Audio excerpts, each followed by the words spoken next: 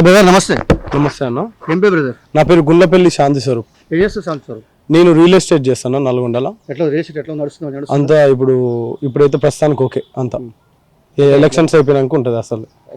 Election వల్లే real estate అంతా dull ఉంది. ఇప్పుడు ఎలక్షన్స్ అంతా ఇప్పుడు ఏం లేదు స్వరూప్, ఇప్పుడు పార్లమెంట్ ఎలక్షన్ స్టార్ట్ అయినాయి. కాంగ్రెస్ పార్టీ, బీఆర్ఎస్, బీజేపీ ప్రచారంలో డి అంటే డి అనుకుంటున్నాడు. బీజేపీ నుంచి శరంపూడి సైదిరెడ్డి పోటీలో ఉన్నాడు. కాంగ్రెస్ పార్టీ నుంచి జాన్ రెడ్డి కొడుకు రఘువీర్ రెడ్డి ఉన్నాడు. బీఆర్ఎస్ నుంచి కంచెల కృష్ణారెడ్డి ఉన్నాడు. నల్గొండ పార్లమెంట్ సెగ్మెంట్ లో ఏ పార్టీకి అవకాశం ఉంటుంది స్వరూప్? ఖచ్చితంగా ఈసారి నల్గొండ పార్లమెంట్ లో బీజేపీ సైదిరెడ్డి అన్న గారు కాషాయపు జెండా ఎగిరబోతానని జనాలు అందరు చెప్తున్నారు. మేము కూడా ఎటు పోయినా జనాల స్పందన కూడా మంచిగా ఉంది. మేము కూడా రియల్ ఎస్టేట్లో తిరుగుతుంటాం కాబట్టి మా దగ్గర కూడా వచ్చిన వాళ్ళంతా కూడా ఈసారి మోడీ గారికి ఈడ చానంపూడి సైదిరెడ్డి గారికి ఓటేస్తానని జనాలందరూ చెప్తుంటే విన్నాం. మేము కూడా అంటే తెలంగాణ రాష్ట్రంలో చూసుకున్నట్లయితేనేమో కాంగ్రెస్ పార్టీ అధికారంలో ఉన్నది. నల్గొండ పార్లమెంట్ 7 సెగ్మెంట్లో కూడా ఏ ఒక్క సెగ్మెంట్లో కూడా బీజేపీ ఎమ్మెల్యే క్యాండిడేట్ లేడు. 6 కాన్స్టిట్యున్సీలలో కాంగ్రెస్ ఉన్నది, 1 కాన్స్టిట్యున్సీలలో బీఆర్ఎస్ ఉన్నది. అలాంటప్పుడు సైదిరెడ్డి గారికి అవకాశం ఉంటుందంటారా?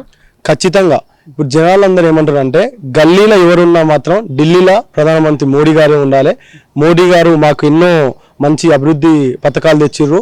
మాకు 500 సంవత్సరాల నుంచి కానీ రామ మందిర్ కూడా మోడీ గారు నిర్మించిండు.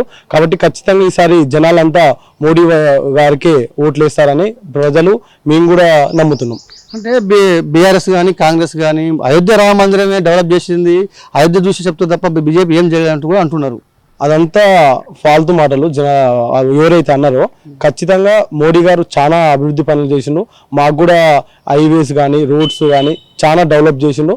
అందుకని రియల్ ఎస్టేట్ పరంగా కూడా మోడీ గారు మాకు చాలా అభివృద్ధి పనులు చేసిండని మేము అందరం అనుకుంటున్నాం. అంటే గల్లీలో ఉన్న ఢిల్లీలో మాత్రం మోడీ గారే ఉండాలని అనుకుంటున్నాం. ఖచ్చితంగా మోడీ గారే ఉంటారు. ఖచ్చితంగా నల్గొండ పార్లమెంట్ లో బీజేపీ గెలుస్తుంటారు. బీజేపీ గెలుస్తుంది. 400 సీట్లలో నల్గొండ ఖచ్చితంగా ఉండబోతుంది.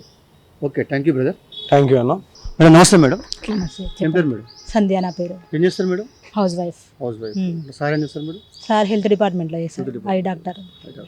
మేడం ఏం లేదు మేడం, ఇప్పుడు తెలంగాణలో పార్లమెంట్ ఎలక్షన్ స్టార్ట్ అయినాయి. Congress party, BJP, BRS party అన్ని ప్రచారం సిద్ధమైపోయినాయి.